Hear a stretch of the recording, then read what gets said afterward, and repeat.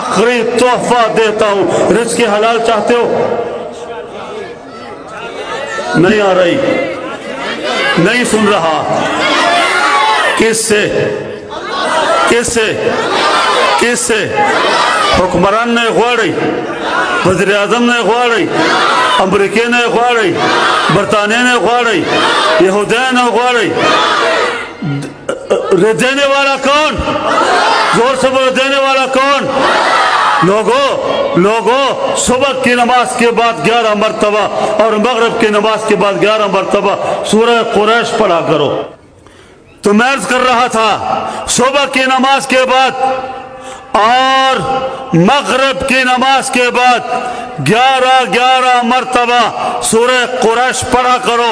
شیخ الحدیث مولانا عبدالحق فرماتے تھے یہ سارا جامعہ دارالعلوم حقانیہ اور 3 مرتبہ پارلیمنٹ میں علماء کی قیادت سیادت اور جامعہ حقانیہ کے تعمیرات، اور اس سال دور حدیث میں 1585 طلبہ عالم ہوں گے، دستار بندی ہوگی۔ فرمایا یہ ساری برکت سورہ قریش کی ہے۔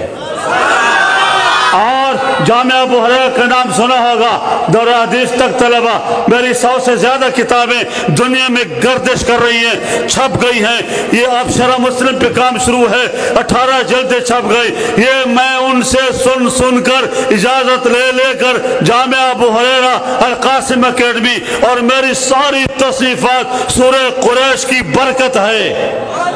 مجھے شیخ الحدیث مولانا عبدالحق صاحب نے ترجمہ کرتے ہوئے فرمایا الذی اطعمہم من جو، بھوک میں، فقر میں، غربت میں اللہ رزق حلال سے مالا مال کر دے گا۔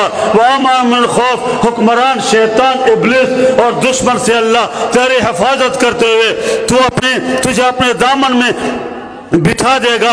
ایک شرط ہے فَلْيَعْبُدُوا رَبَّ هَذَا الْبَيْتِ، نماز کی پابندی کرو، جماعت نہ چھوٹے، تکبیر اولا نہ ٹوٹے۔ دنیا میں تیرا گھر اس وظیفے کی برکت سے امن کا گہوارہ اور جنت کا نمونہ بن جائے گا۔